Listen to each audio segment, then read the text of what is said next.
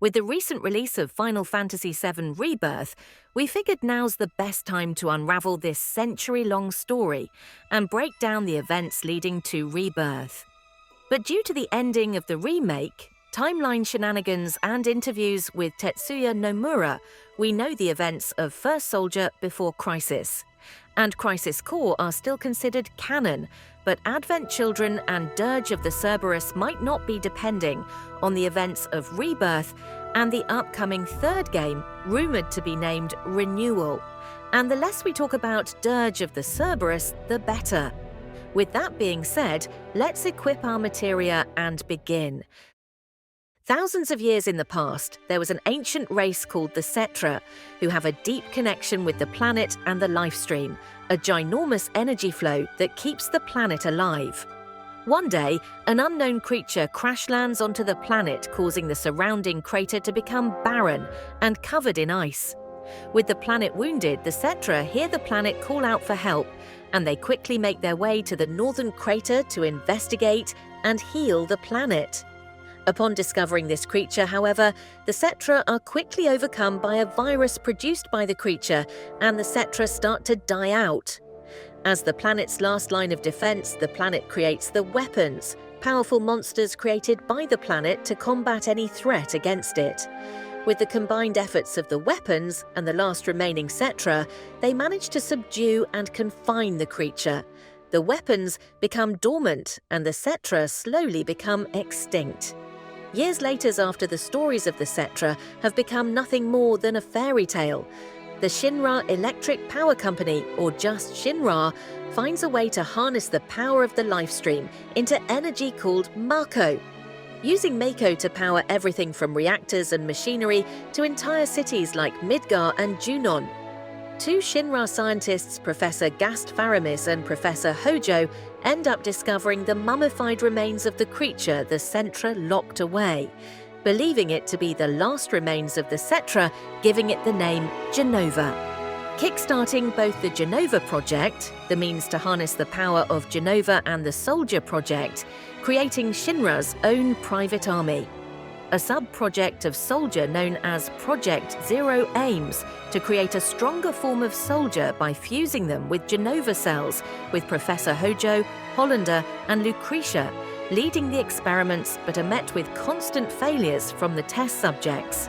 Vincent, a younger member of the Turks, a group created by Shinra to carry out investigations and espionage, is tasked to visit Shinra Mano in Nibelheim with the goal to guard the researchers, but quickly falls in love with Lucretia, while Hollander starts Project G, implanting Genova cells into a woman named Gillian Hewley and passing on her genes to her newborn son Angeal, and having her genes mapped onto another baby known as Genesis. Coincidentally, Hojo starts Project S after Professor Gast resigns from Shinra and goes missing by implanting both Genova cells and the remains of the failed experiments into Lucretia to birth what he believes is the perfect monster, the one and only Sephiroth. Learning of what Hojo has done, Vincent confronts him in his laboratory under Shinra Manor, only to be shot and experimented on by Hojo. Still having feelings for Vincent, she implants him with something called the Chaos Factor, restoring Vincent but goes on the run due to her actions and involvement with the project. Viewing his newfound body as punishment, Vincent seals himself away in a coffin under Shinra Manor. Professor Gast, not so missing after all, then discovers and falls in love with one of the last remaining Cetra, Ifalna, and gives birth to a little girl named Aerith. Hojo discovers this and murders Gast and takes both Ifalna and Aerith to be his newest test subjects. At the same time, the nation of Wutai declares war against Shinra after Wutai refused construction of a Mako reactor on their land, kicking off the Wutai War. Sometime later, both Aerith and Ifalna escape Shinra and make it to the Sector 5 Undercity station before Ifalna collapses and dies due to the experiments performed on her by Hojo. Elmira Gainsborough, a woman waiting for her husband who died in the war, discovers the pair and adopts Aerith as her own to protect her. With the war heating up, Shinra decides to specially train a select number of soldiers known as PO-class soldiers by having them train in battle royale like simulations to harness their raw skill and power. 3 PO soldiers, Glenn Lodbrok, Matt Winsord and Lucia Lin, are tasked travelling to the island of Redore to determine whether or not the land is ripe with Mako, so Shinra can invade and build a reactor. But their helicopter gets shot down and crashes on a neighbouring island where they're surrounded by the native monsters, but are rescued by a young boy named Rosen and his dog Reifu and takes them to his cabin for safety. Rosen discovers the purpose of Glenn's mission, but still decides to help them just to rid them from the island faster so he could return to his duties in monitoring the flow of mana on the island as the Eye of Redora. Rosen provides them with a boat, and Glenn's team make their way to the mainlands and begin to test the Mako levels for the reactor. When they discover the location, they are pushed into a nearby cave by the island's natives, the Radore remnants. Upon exiting the cave, they are surrounded by the Redore remnants and are quickly overwhelmed, only to be saved by a new young soldier, the legendary Sephiroth. Sephiroth informs Glenn that he was sent to assume command of the team as part of a transition away from PO-class soldiers to the Genova Cell's enhanced ones. The next morning, the new team infiltrate Redoris bases, where Sephiroth shows them a picture of Lucretia and asks if anyone has seen her, believing her to be his mother, who he believes is Genova. While clearing the base, he admits that spending time with the PO soldiers was the first time he ever experienced having fun, and his tales of heroism were all a lie devised by Shinra as a propaganda to recruit more soldiers. All he ever really wanted was a normal life. Since the story is currently ongoing, we don't know much of what happens next. All we do know is that sometime later, Glenn, Matt and Lucia are hunted by Shinra by having Sephiroth and Genesis tasked with eliminating them. Shinra then manages to locate Aerith and sends the Turk Tseng to retrieve her. Elmira pleads and strikes a deal with Tseng. Shinra will leave Aerith alone under the condition that Elmira will inform them if Aerith discovers any information regarding an ancient Cetra legend called the Promised Land, a place with infinite amounts of Mako. Sometime later, Tseng and another Turk named Legend are tasked with rescuing a kidnapped arms merchant, but Legends abandons his duties to see to his house arrest. Meanwhile, in the town of Nibelheim, a young boy named Cloud takes his childhood friend Tifa to a nearby water tower and promises her that he will join Soldier and will return if ever she's in trouble. Back in Shinra HQ, Genesis gets injured during a training session and learns that his body is slowly degrading due to his origins in Project G. Genesis deserts Shinra alongside Hollander and a large number of soldier members. As the Wutai War comes to a close in Shinra's favour, an up-and-coming soldier Zack Fair, alongside Soldier First Class and mentor to Zack, Angel, the same Angel from Project G, are tasked with making one final push and siege the Wutai stronghold at Fort Tamblin. During the mission, however, Angel informs Zack of his childhood home of Benora, known for its famous dumb apples, where both him and childhood friend Genesis would often eat. He also explains that his weapon, the Buster Sword, represents his family's honour and legacy, and that before the mission he recommended Zack to be promoted to First Class. The mission continues and Zack single-handedly infiltrates the fort and runs into a young girl named Yuffie. Zack successfully takes down the fort and the monsters within. Upon returning, however, Zack encounters the summoned Eidolon Ifrit. Zack gets overwhelmed but is saved in the nick of time by Sephiroth, who informs Zack that Genesis transformed the runaway soldier members into copies of him, and that Angel deserted Shinra alongside Genesis. Refusing to believe his mentor would betray them, he is sent to Benora alongside Tseng to investigate the whereabouts of Genesis and Angel. Upon arriving at the village, Zack and Seng discover the area to be strangely deserted, with several graves around the area, including that of Genesis' foster parents. Zack finds the only other person left in the village, Gillian Hewley, the mother of Angeal, and the basis for Project G, who informs Zack of Angeal's legacy and her involvement in Project G. Zack makes his way to the town's factory where he meets both Genesis and Angeal while learning of Genesis' unhealthy fixation on a book called Loveless, in which three men set out on a quest to find the fabled gift of the goddess, believing this to be his life's purpose. Genesis and Angeal escape, and Seng informs Zack that Shinra plans to firebomb the village to erase any evidence of Project G and their involvement to the public. Zack tries to warn Gillian but is too late when he finds her dead, with Angeal standing over her. Banora is destroyed while Zack and Seng escape via helicopter looking over the remains. Later, Verdot, the leader of the Turks, sends Seng to the resort town of Costa del Sol in the hopes of locating Legend, while Avalanche, an organization dedicated to the preservation of the planet from the misuse of Mako and the Lifestream, is formed and began making threats and attacks Shinra while spreading anti-Shinra propaganda throughout the slums of Midgar. Avalanche intensifies their attacks by planning to blow up Mako Reactor 8 alongside the assassination of President Shinra, but are stopped due to Sephiroth and the Turks, with Sephiroth doing battle with the leader of Avalanche, Elfa, with their fight ending in a draw. After the battle, the Turks head back to Costa del Sol in the hopes of recruiting new members, but instead run into Shears, Avalanche's second in command. After a lengthy battle, Shears escapes. Back at Shinra HQ, Zack gets promoted to first class by the director of Soldier Lazard Ducericus, but is quickly disrupted when Genesis's army attacks the headquarters and Midgar.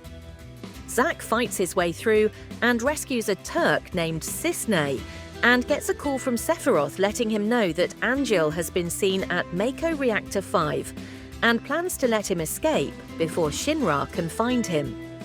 When Zack arrives, both him and Sephiroth discover evidence of Project G and Genova and learn that Project G was deemed a failure, hence why both Genesis and Angeal are suffering from degradation. Genesis and Hollander appear to confront them, with Zack giving chase to Hollander, while Sephiroth stays behind to deal with Genesis.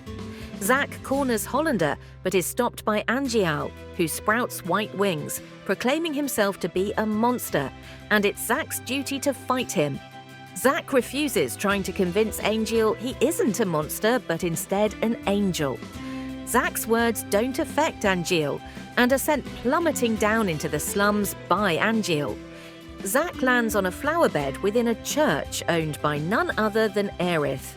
They quickly form a loving bond and ask her out on a date, because that's the first thing you ask someone when crashing out of the sky. Zack returns to the surface but can't seem to catch a break when Genesis forces attacks Shinra yet again, this time targeting Professor Hojo and his lab. Zack confronts Hojo, Genesis, and Angeal, where Hojo and Genesis argue about Loveless and its interpretations. Genesis partly destroys the lab before flying off, where Zack and Angeal give chase, but drops Zack off to fight Bahamut Fury and continues after Genesis.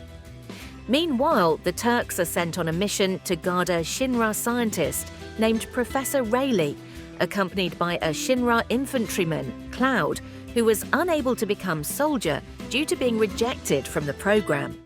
Zack is then sent to the abandoned town of Medeoheim along with Seng and Cloud in the hopes of capturing Genesis, but their chopper gets shot down and is forced to make an emergency landing. Zack and Cloud quickly become best friends over their shared background. Zack, Seng, and Cloud come across an abandoned warehouse that Genesis was using as a base. Zack storms the base and rescues Hollander from an angry Genesis, furious at his failures to stop the degradation. He decides that the only way to cure him is to find Genova, but no one knows where Genova is. Genesis fights Zack, but is quickly defeated due to his weakened state, and falls into the abyss below while Hollander flees. Zack chases after him to a ruined bathhouse where he finds both Hollander and Angeal. Hollander explains Project G and proclaimed it wasn't a failure and that Angeal was the true success. Learning this, Angeal decides he no longer wishes to become a monster and transforms into Angeal Penance so Zack may put him out of his misery. Zack succeeds in defeating Angeal but passes on his Buster Sword and the legacy of a soldier's honor to Zack before he dies. Shortly after, the Turks are sent to an avalanche base in Icicle Inn to investigate the abduction of 2 members of Soldier. Accompanied by Zack, they march onto Icicle Inn but fail to save the abducted Soldier members, witnessing their death.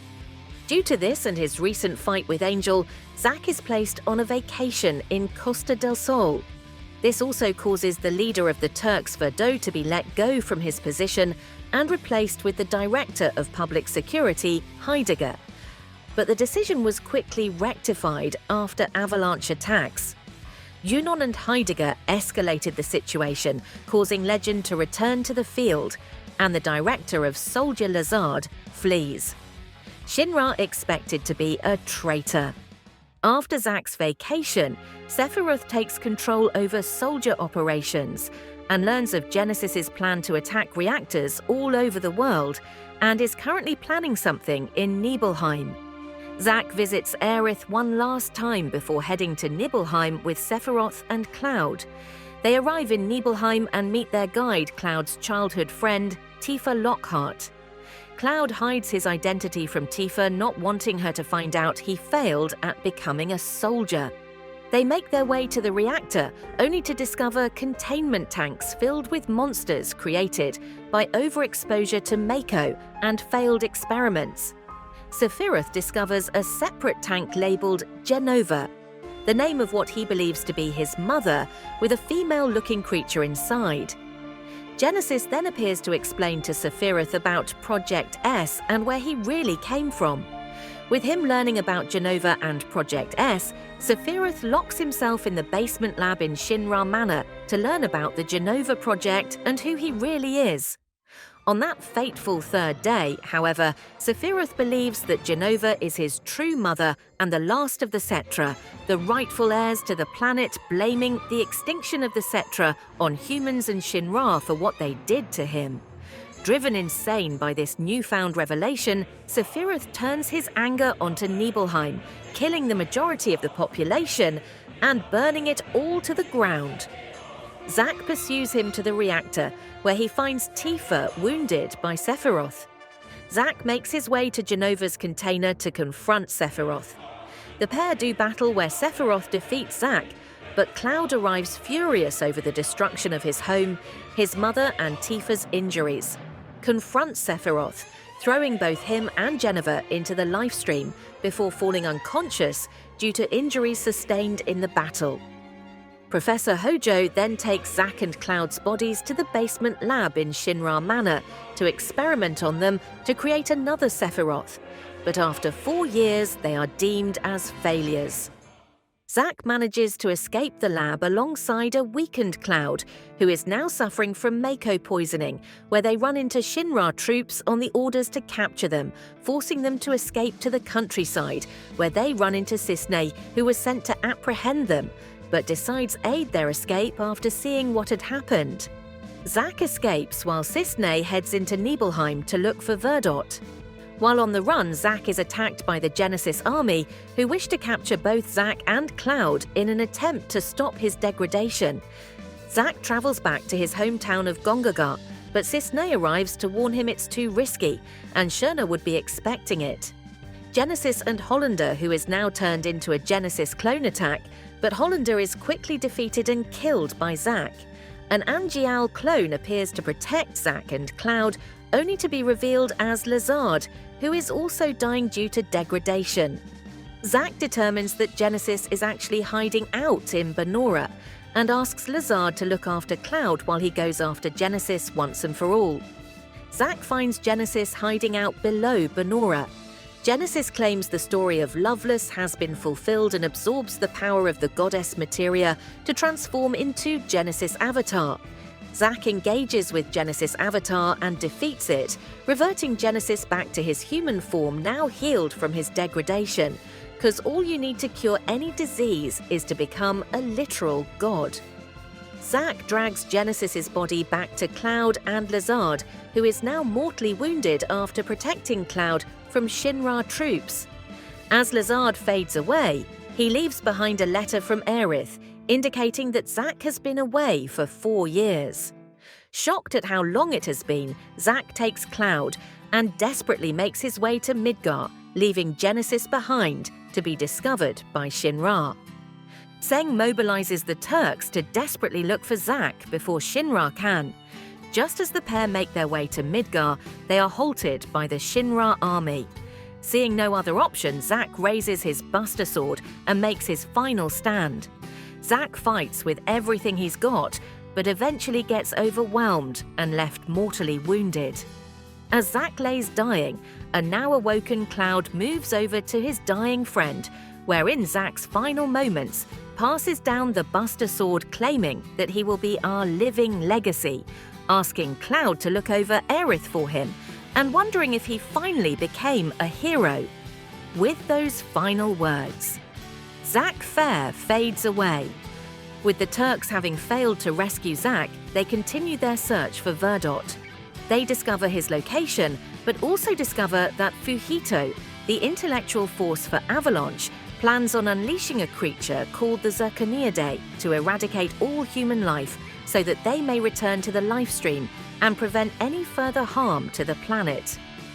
The Turks and Shears both team up to stop Fujito before Zirconiidae, but in the midst of the battle, Fujito fuses with Zirconiidae and mortally wounds Shears. The Turks still manage to defeat Fujito even in his transformed state. Fujito attempts one final attack, but Shears sacrifices his life to protect them. With Fujito gone, Zirconiidae is awoken. The Turks fight with all the strength they can muster, and in the end, Zirconiidae is destroyed and the planet is safe. All is not saved, however, when Tseng is given an offer from Shinra that would spare the Turks if Tseng kills Verdot and Elfei. Tseng draws his weapon and fires at the pair, intentionally missing to trick Shinra, sparing his former leader and Avalanche. With this offer, the Turks are spared, but must retain absolute loyalty to Shinra. Sometime later, Cloud makes a name for himself as a mercenary, having his memories messed up and suffering from an identity crisis after his Mako poisoning and the death of Zack. Barrett, the leader of an Avalanche cell in Midgar, hires Cloud to aid in destroying Mako Reactor 1. With the aid of the rest of Avalanche, Jesse, Biggs and Wedge, they successfully manage to blow up the reactor, causing panic and chaos throughout the city. Upon returning to the hideout, Cloud runs into visions of Sephiroth and Aerith, who now sells flowers in Midgar. Cloud notices Aerith being attacked by strange cloak-wearing entities and quickly fends them off for her. Later at the hideout, he runs into Tifa, having little to no memory of their past life. Before the next mission, Cloud undertakes a few side jobs to pass the time, like helping Jessie secure blasting agents or encounter the motorcycle enthusiast Soldier Roche. The cloak-wearing entities strike again, this time injuring Jessie. Barrett has no other choice then to use Cloud as her replacement, and together with the aid of Tifa, make their way to the next reactor. Once they make their way through the reactor, however, they quickly discover it was all a trap by Shinra, who deploy a new War Machine airbuster to dispose of them. They destroy the airbuster, but in the process, Cloud falls down into the slums below. Meanwhile, Yuffie, all grown up, infiltrates Midgar along with her partner Sonon Kusakabe with the plan to steal the ultimate materia from Shinra. Yuffie and Sonon manage to make their way into the depth of Sheena only to encounter Nero, a mysterious soldier part of a separate soldier faction called the Deep Ground. Nero proves to be too powerful for them, and Sonon sacrifices himself to ensure Yuffie's escape. Mirroring how Zack met Aerith, like frame for frame, crashing into Aerith's church and quickly forming a bond. The Turks interrupt, however, and Cloud protects her from one of the Turks, Reno. In the midst of their fight, they are once again attacked by the cloaked entities who aid their escape. Aerith takes Cloud to her house for safety, but along the way meet with more visions of Sephiroth and another Turk, and Reno's partner, Rude. Yes, that's his actual name. After Rude's defeat, Aerith introduces Cloud to her adoptive mother, Elmira, and claims he reminds her of her first boyfriend, Zack. Aerith takes Cloud through the slums and witnesses Tifa being taken away to a local mob boss, Don Corneo. Earth dresses Cloud as the prettiest girl in JRPG history and manage to make their way to Corneo, where they rejoin Tifa and confront Corneo, where Corneo reveals Shinra's plan to destroy Avalanche by dropping the upper plate of Midgar on top of them before dropping Cloud, Tifa and Aerith into the sewers below. They make their way back to Avalanche's hideout, where Shinra's plan is already underway. Cloud and Tifa make their way to protect the pillar, while Aerith stays behind to help the citizens and find Barrett's daughter, Marlene. Seng arrives to kidnap Aerith for Shinra. Aerith agrees in exchange for Marlene's safety. Cloud and Tifa make their way up the pillar to prevent Shinra's plan, encountering a gravely injured Biggs, and Jessie, who dies shortly after. On top of the pillar, they reunite with Barrett, where both Reno and Rude attempt to start the procedure to drop the plate. Although they manage to defeat Reno and Rude, they are unable to stop the plate's destruction and, before escaping the carnage, learn that Shinra now has Aerith at their HQ. As the dust settles Cloud, Barrett and Tifa make their way topside to rescue Aerith. Once topside, they enter Shinra HQ by walking over 59 flights of stairs, talk about leg day, to reach the higher floors where Aerith is sure being held. Cloud has another vision of Sephiroth, this time experiencing the destruction of the planet caused by Sephiroth unleashing Meteor. Still exploring Shinra HQ, they overhear a meeting with Shinra's executives about a plan to use Aerith to find the location of the Promised Lands to build a city with unlimited Mako called Neo Midgar. After the meeting, the team tail after Hojo and corner him in his lab to force him to lead them to Aerith. Instead, however, Hojo unleashes some of his experiments on them as he makes his escape.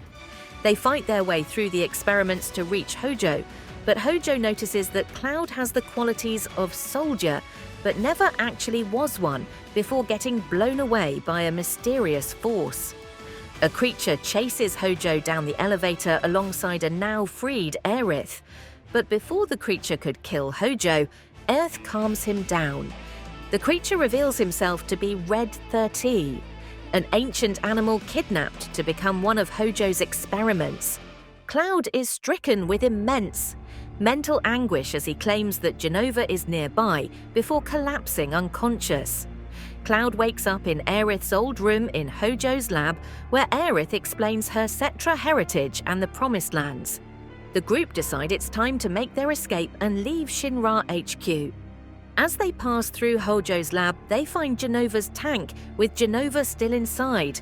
Red 13 explains about Jenova before Sephiroth himself appears and destroys the walkway below, sending them all deeper into the lab. The team make their way back to Jenova's tank, but discover that Jenova's missing, with a trail of dark liquid leading to President Shinra's office. Following the trail, they find President Shinra's office to be empty, with President Shinra himself hanging off of the balcony. Barrett saves him and forces him to admit his crimes and clear Avalanche's name. Shinra declines and holds Barrett at gunpoint only to be killed by Sephiroth, who stabs both Shinra and Barrett. Sephiroth then transforms into Jenova Dreamweaver, the Jenova monster able to create illusions, alluding to all the Sephiroths that Cloud has been seeing have been illusions devised by the real Sephiroth by using Jenova. After it is defeated, Barrett is healed by the cloaked entities. As the team make their way to the roof to escape, they are halted by Reno, Rude and Rufus Shinra, President Shinra's son. Rufus challenges Cloud to a one-on-one, while the rest make their escape downstairs. Cloud is victorious, and Tifa comes to save him and aid in his escape. Cloud, Barrett, Tifa, Aerith, and Red 13 use the vehicles stored in Shinra to escape via the expressway and out of Midgar. At the end of the expressway, they encounter Sephiroth, who cuts open a path into a new realm, asking Cloud to follow him. Red the 13 explains that the cloaked entities are called Whispers and are considered to be arbiters of fate, being unleashed by the planet itself to ensure a fixed future and timeline. Aerith hesitates with defying destiny, but ultimately decides to go along with them to stop Sephiroth. Upon stepping through, they fight the Whispers and Sephiroth. During the fight, they witness images of the future, including Aerith's death, the summoning of Meteor and Red Third, looking over a destroyed Midgar, all we know to be events that happened in the original. They defeat the Whispers and battle Sephiroth, who shows Cloud a vision of what he refers to as the edge of creation, implying that the world is ending and Cloud must embrace his plan for the future of the planet. Cloud refuses, but is defeated with a warning that they have 7 seconds before the end. With the Whispers defeated and fate defied, the party are sent back to reality, free to explore the unknown future. The party finally leave Midgar to stop Sephiroth and this new future, with Aerith feeling the effects of their new destiny by simultaneously sensing a new destiny, one in which Zack survived his final stand with Shinra and carries a weakened Cloud back to Midgar. What does this mean for Final Fantasy VII Rebirth?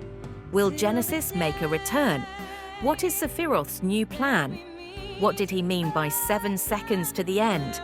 How did Zack survive Shinra? What new destiny is in store for Cloud and company? All these questions and more would hopefully be answered in Rebirth when it's released for PS5 house on February 29th.